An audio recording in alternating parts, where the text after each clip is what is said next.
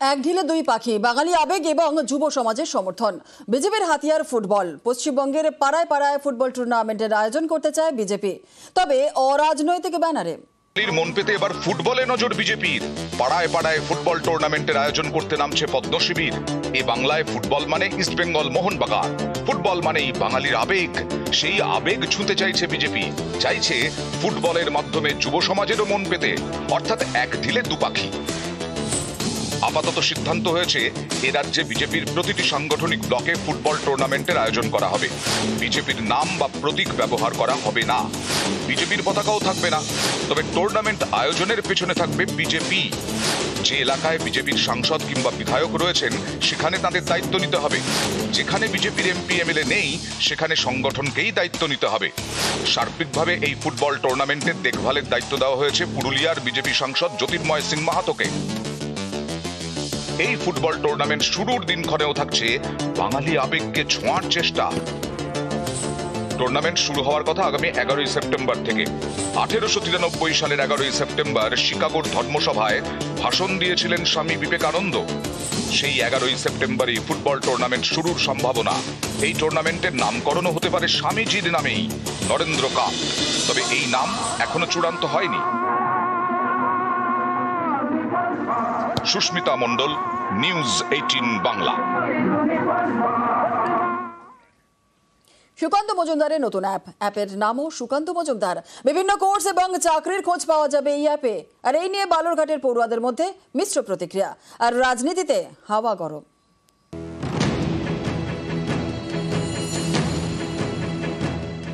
সুকান্ত মজুমদার কেন্দ্রীয় শিক্ষা প্রতিমন্ত্রী, দক্ষিণ দিনাজপুরের বালুরঘাটের বিজেপি সাংসদ। বৃহস্পতিবার বালুরঘাটে একটি অ্যাপের উদ্বোধন করেন সুকান্ত মজুমদার। অ্যাপের নামও সুকান্ত মজুমদার।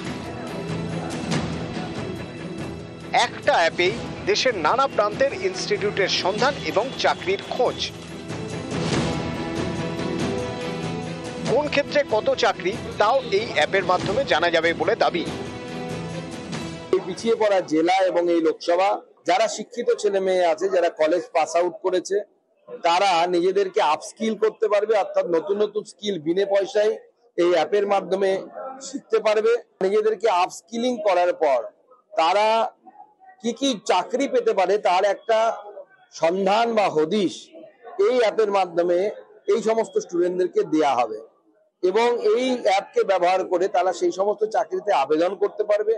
নরেন্দ্র মোদী 2014 সালে বলেছিলেন বছরে 2 কোটি চাকরি দেবেন। 14 সাল থেকে 25, 11 বছর, তাহলে 22 কোটি চাকরির তো হিসাব দিতে হবে।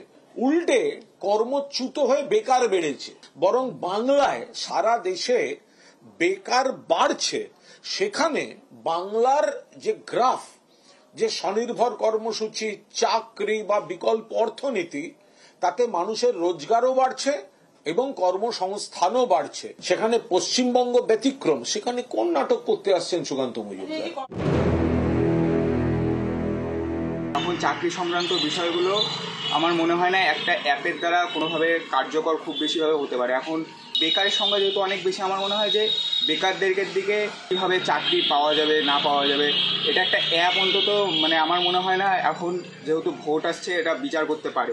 এই অ্যাপটি আমাদের লোকসভা কেন্দ্র বা পশ্চিমবঙ্গে কী এমন প্রভাব ফেলতে পারবে সেটি ঠিক জানা নেই। কারণ সুকান্ত মজুমদার এর আগে তিনি বহুত প্রতিশ্রুতি দিয়েছেন, কিন্তু সেটি বালুরঘাটবাসী এখনও সেই কাজটি দেখতে পারেনি। তিনি যেহেতু শিক্ষামন্ত্রী, আমরা চাই যে তিনি আমাদের শিক্ষা প্রতিষ্ঠানে কিছু একটা উন্নতি করুন। এই আগামী বিধানসভা ভোটের আগে এই অ্যাপটি লঞ্চ করা মানে এর রাজনীতির একটা অঙ্গ। এক্ষেত্রে নর্মাল যারা স্টুডেন্ট আছে, যারা নর্মালভাবে গ্র্যাজুয়েশন পাস করেছে, তাদের অনেকটাই উপকার হলো। পড়াশোনার পাশাপাশি স্কিল ডেভেলপমেন্ট ঘরে বসেই তারা অনেক ইমপ্রুভ করতে পারবে। তারপর জবের চাকরির খোঁজগুলো অবশ্যই পাবে বাইরে বাইরে, যেগুলো আমরা নর্মালভাবে পাই না। কোথায় কোথায় কিসের ভ্যাকান্সি বেরোচ্ছে না বেরোচ্ছে। বালুরঘাট থেকে অনুপ সান্যাল, নিউজ 18 বাংলা।